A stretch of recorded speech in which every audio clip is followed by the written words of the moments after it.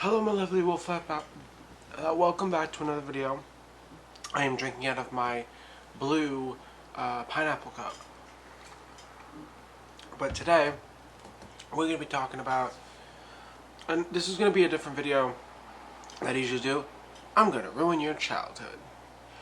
Before we start the video, remember to like and subscribe to my channel. Follow me on everything and links in the description for my last video if you have not seen it. Also, follow me on everything, subscribe to my channel, and hit the notification bell so you never miss out on any of my videos. Roll the intro.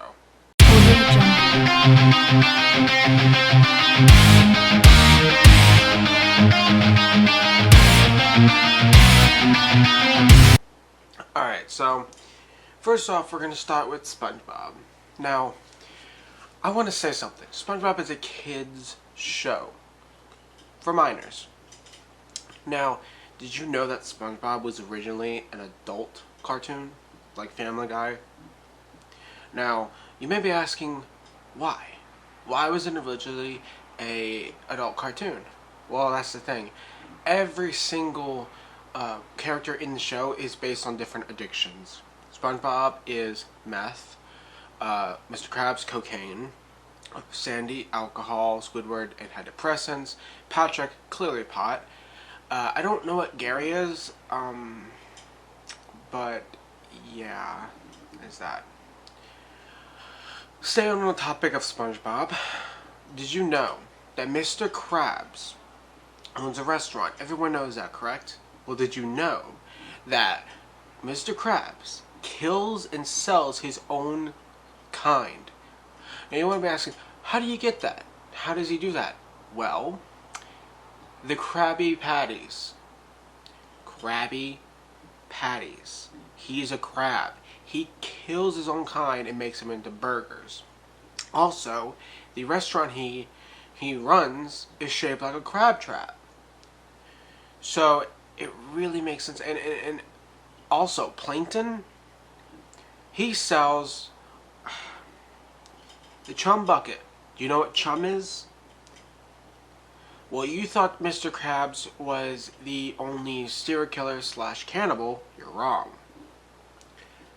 You hear Plankton makes chum.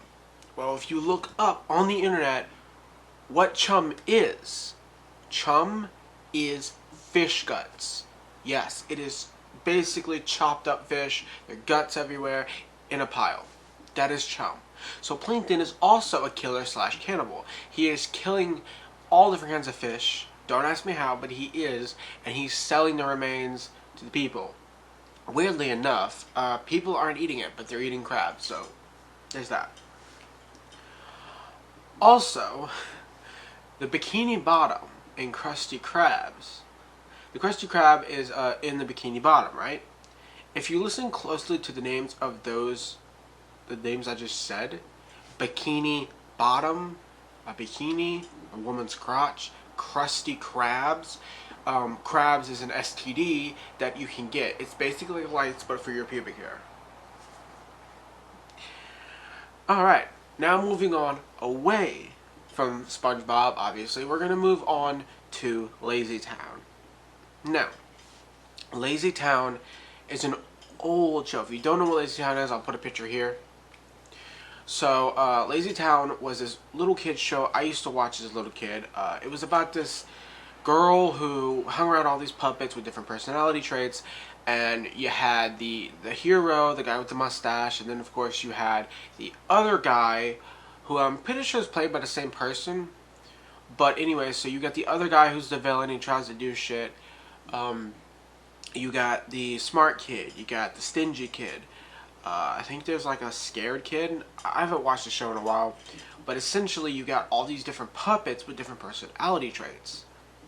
And then there's something else you need to know. There's a theory that this girl is in a coma. She was in a car crash. She ended up in a coma. Her mom and dad had passed away. Now, it is said in the theory that each one of those puppets are her personality traits that she had when she wasn't in a coma. And her brain created this world. And her father actually went into her body when he died, and he is the hero, versus the guy who's the villain is death. So he's desperately trying to save his little girl from death, the Reaper. And that's something. So, now we're going to move on to Fairly OddParents. Fairly OddParents is a show about a little kid named Timmy Turner. His life is pretty much crap, and so he ends up meeting these people who give him fairies. They grant whatever he wants, wherever he wants, whenever he wants it. There are limits to what he can do, but, sometimes he realizes, hey, I don't want this, change everything back to normal. Well, the theory goes that he actually never had fairies. He never ever had fairies in the beginning. Never ever. He was actually in a mental institution and he got out. The doctors in the mental institution gave his parents a prescription for antidepressants and anti-anxiety medication, which the side effects actually made him hallucinate. Yes, made him hallucinate these things. And each time he takes his medication, he hallucinates these beings. So whenever he doesn't take the medication, when he wishes for something and it comes true, that's when he skips his medication and he goes psycho again. And he hallucinates he's on the moon, or I don't know, in an alternate reality, or whatever the fuck, whatever he wants, right? Well, he is so psycho that when he flips out, he's in a mental institution and all that's in his brain. But when he goes back on the medication, everything's back to normal, and he even sees the fairies the whole time. The only problem with it is the medication stops his psycho tendencies, but it doesn't. It actually enhances his hallucinations when it comes to the fairies. Only the fairies are turned when he's on the medication. It turns from psycho fairy whatever to his conscience. And obviously, I can't even remember their names. Shit. Cosmo is his crazy side, and Wanda is his reasonable side. And for a long time, Wanda was locked up in a mental prison. And obviously, Cosmo was his psycho side, and he was free to go. And that's why he was more powerful than Wanda. And then there you go. That was the theory. Coming up next, Harry Potter. Ooh, we're getting even better, aren't we? Harry Potter and the Teletubbies are in the same universe. You might ask, how the hell is that possible? Well, in Harry Potter, if you combine a triangle, a circle, and a line, you get the Deathly Hallows symbol. Well, the Teletubbies, one has a circle, a triangle, and a line. What do you do when you put that together?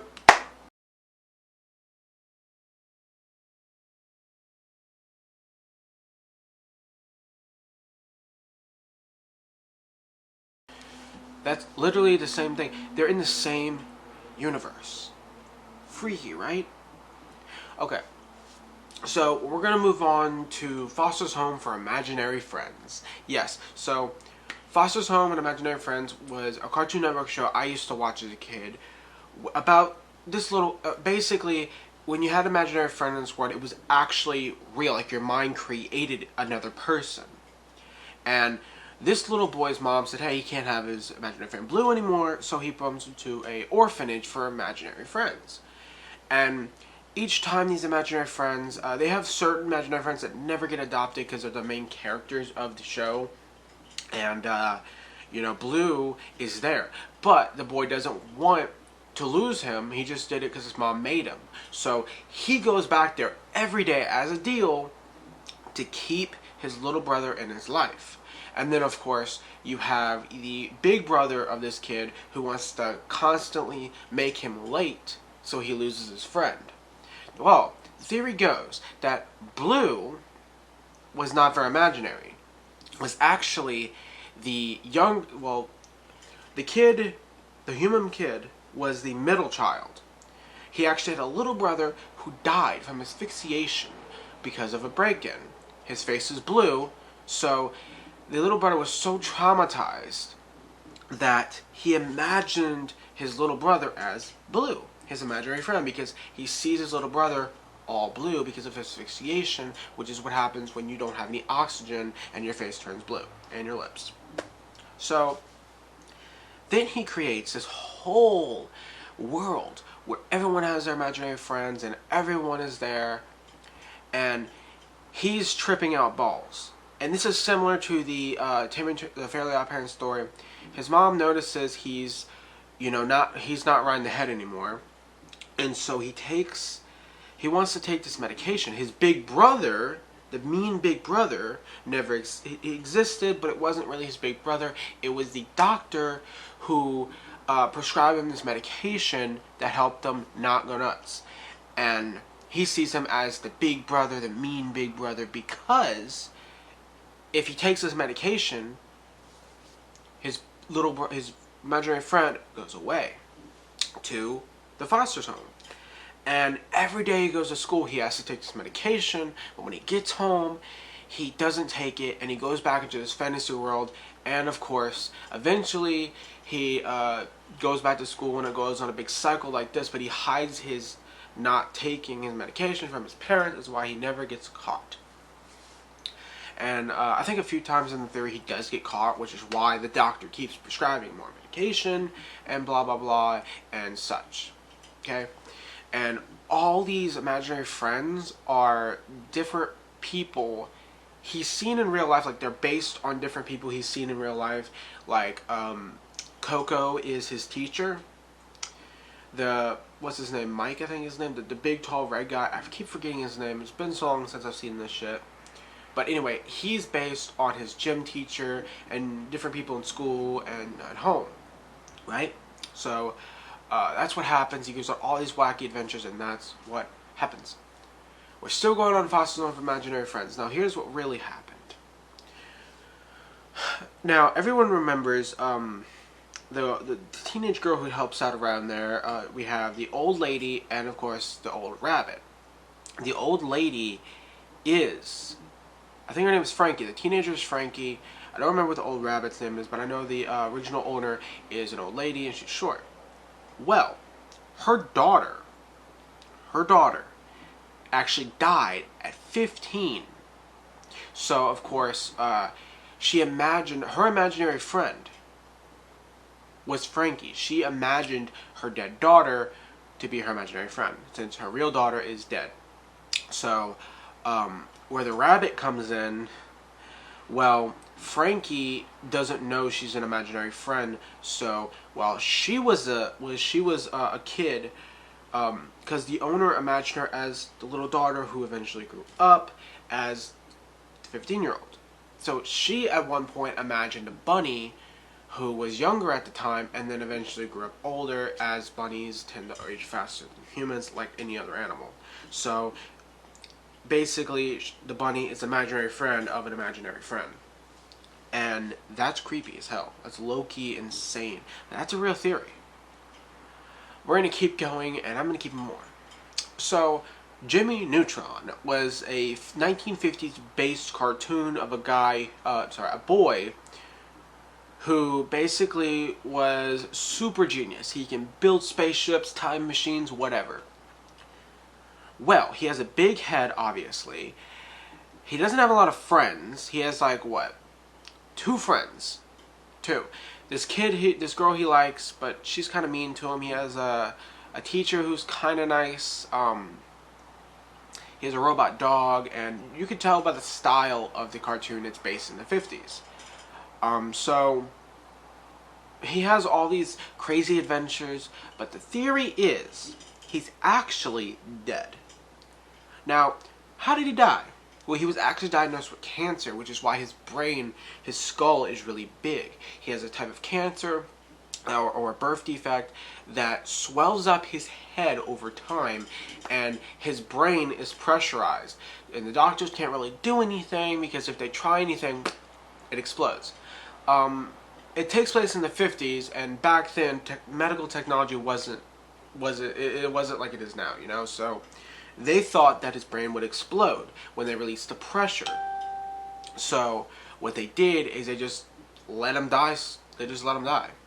He's in the afterlife in heaven, where his big head is called a brain because he's a genius, and obviously in the afterlife, people say he's stuck in heaven, and then other people say he's stuck in purgatory, which I honestly think is purgatory because in heaven you don't have assholes calling you names and bullying you, obviously, so he's in purgatory, which in this case is half heaven and half hell put together. So of course you have his friends, you have his loving parents, you have his robot dog who can disintegrate and put himself back together like it was nothing. And then of course you have the bullies and the mean kids and the dangerous aliens coming down and such like that. And he always wins at the end, which is another part of heaven. And that is the theory that he was never alive to begin with. He was always dead, and he's been dead since the 50s. Which is why it always stays in the 50s. It never ages to the 60s, 70s, and then eventually the 2000s. So he never aged. He died in the 50s, so he's stuck in the 50s. Everything, both good or bad, is based on his timeline, and he was in the 50s, so, you know, there you go. And I think I'm going to do a few more shows, but, you know, we're just going to keep going, so. Ben 10. One of my all-time favorite old-time shows. It was one of my favorite shows ever. I like Ben 10, the classic, and then you have Ben 10 Alien Force, Ultimate Alien. I love those. Sorry. I love those. I do love the live-action version. And, I heard they're coming out with an Alien Force one. That's pretty cool. Now, I don't care so much for Omniverse or the newest one. Those kind of are crap. But, you know, whatever. You know, you do you. So, this only applies to the original. This applies to all of them. Particularly because it starts off in the original series. So, you know, it kind of goes on. So, the theory goes that Ben 10 never had aliens. Each of his aliens are actually a symbol of sickness. Goop is the flu. What's his name? Goop is the flu. But Goop wasn't in the original one, so we're not going to talk about all those. Gray matter is his compulsion to have a lot of knowledge. He's not really smart, and he's self-conscious about it, so he tries to read a bunch of stuff, but it's not sticking in his head. You know, it's going one out in the other. Stinkfly is his tendency to not bathe, which yet again makes him self-conscious about himself, and he doesn't really shower much, so nobody likes him. His uncle, or yeah, no, his grandpa, sorry, and his cousin are actually doctors. They are trying to help him. They are trying to help him control his tendencies and his mental problems. So, but he sees them as family. Of course, at the end, he goes back to his parents. But his parents don't want him back. Like, they want to abandon him, which is why later on in the series, you barely get to see his parents. His parents know they'll go to jail if they abandon him, which is why they put him to a boarding school where they only visit him around holidays, which in his mind, he's going on wacky alien adventures and saving the world. So he doesn't know shit. What's really going on, and that's the theory. Coming up next is Codename Kids Next Door. I loved this show growing up. It was pretty fun to watch. I really loved it. If you don't know what Kids Next Door is, Kids Next Door was basically about adults and teenagers who really hated kids for some reason. The adults were the evilest, and then you have the teens, which were second evilest, and then the kids, and then the babies who somehow also had a fucking secret agency. But each kid there was no agency or anything. They were actually in a hospital, not a mental hospital, a regular hospital. Okay, number one was a bald kid. He obviously had cancer. His eyes were sunken in, which is why he wears sunglasses a lot. And he's the leader. Because even though he's cancer and he's dying, and nothing's working, and the theory says nothing's working, his treatments aren't working, but he's still strong. Which is why he sees himself as the leader of his sector. Number two, he was force-fed and he had diabetes. And then we have number 3, I believe, she was the one who was loopy and stuff, so she had a drug addiction. She got into her parents' drugs, and the drugs made her loopy, and she got addicted to it, and they're trying to get her out of that. Number 5, I'm skipping number 4 for a reason, you'll get it later. Number 5, she was actually shot in the stomach. She was actually she was in a bad neighborhood. I'm not going to say the name of the neighborhood because I don't want to be called racist, but let's just say she was in a bad neighborhood and she got shot. Not because she was in a gang or anything, but because she was a bystander who ended up getting shot because of a gunfight. So she was in surgery getting all that removed. And then of course you had number 4. He was the one who was abused. He was whipped, his skull was cracked, he was beaten badly, and he was in a coma. A medically induced coma because they had to. He is kind of the angry / loving type of guy. He's angry that he's in a coma and angry at his parents, but at the same time they're his parents and he still somehow, somewhere loves them. So that's the theory of that. I also want to point out that every single one of the other kids are also in the hospital, but they don't really have any specific reasons why they're in there. I don't know why. That's just how it is. Speaking of which, each adult in the series is considered a nurse or something like that, and the teenagers were never existed, period. Like, they existed in that world, but like these particular teenagers were just created in these kids' minds because they needed enemies. You can't have heroes without enemies, obviously. Next up, Ed, Edd n Eddy. This one is a well-known theory. Ed, Edd n Eddy, every single character died. They're all in purgatory. And but they all died in different timelines. Like, Eddie, the short guy with the long 3 hairs, he died. And I believe he died in the 1940s. Kevin, he died in the 1970s. Ed, the tall, retarded guy, he died in the 1920s. And so on like that. You get it.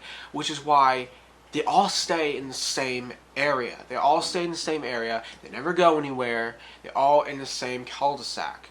That's why their tongues are colored like that, because they're dead. They all died in different timelines, so they're all stuck in one place. They all hate each other because they're from different timelines. And different timelines, different beliefs, blah, blah, blah. That's why they hate each other. Except for 3 members. That's why they're close. You know, they're buds. They're together. They all went there at the same time and somehow they became friends. Now, the ending, the last episode, where they ended up meeting Eddie's brother. Well, actually, Eddie's brother, his big brother that abused them, actually was an archangel who saved all of them. They needed an enemy to cross over to heaven, so he disguised himself as a big brother, and there you go.